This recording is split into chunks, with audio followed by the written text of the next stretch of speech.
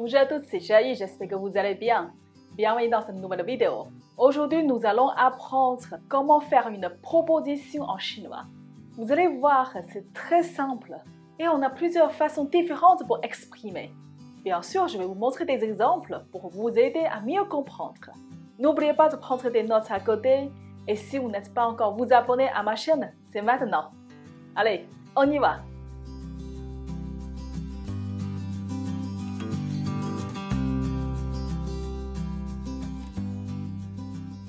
Pour faire une proposition, on peut tout simplement ajouter le mot «好吗» à la fin d'une phrase, qui veut dire « d'accord » ou « ok » ou « ça marche ».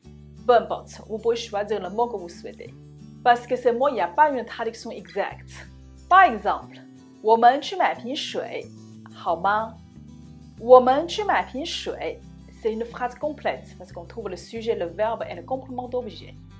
Sauf qu'à la fin de cette phrase, j'ai ajouté «好吗» qui veut dire « d'accord » ou « ok ». Le fait d'ajouter «好吗» derrière ma phrase, ça montre que je demande l'avis à la personne qui est en face de moi.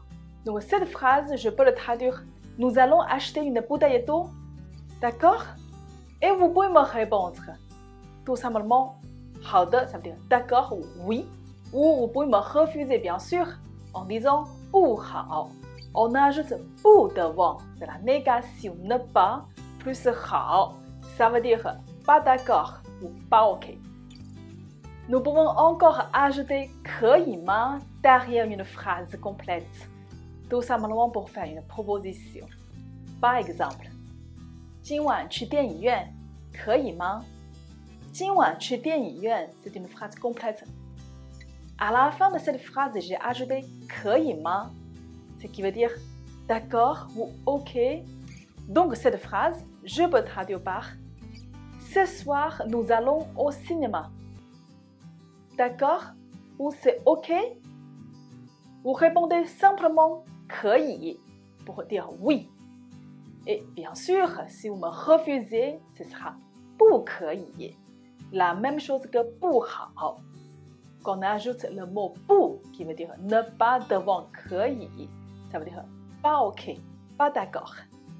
La troisième façon d'exprimer une proposition, c'est qu'on ajoute le mot 行吗 derrière une phrase complète. Par exemple, 家里电视机坏了，我们去买个新的，行吗？家里电视机坏了，我们去买个新的。C'est une phrase encore plus complète que les deux précédents exemples. 家里电视机坏了 ça veut dire la télévision à la maison est cassée. 我们去买个新的 Nous allons acheter une nouvelle. 行吗 Ça marche? Grâce à cette phrase, on peut imaginer que ça peut être un sujet d'un couple qui est en train de discuter à propos d'un achat d'une nouvelle télé. On peut répondre 行 tout simplement, ça veut dire oui, ça marche. Ou on peut refuser 不行 C'est la même chose, j'ai ajouté le mot 不 devant pour montrer la négation ne pas.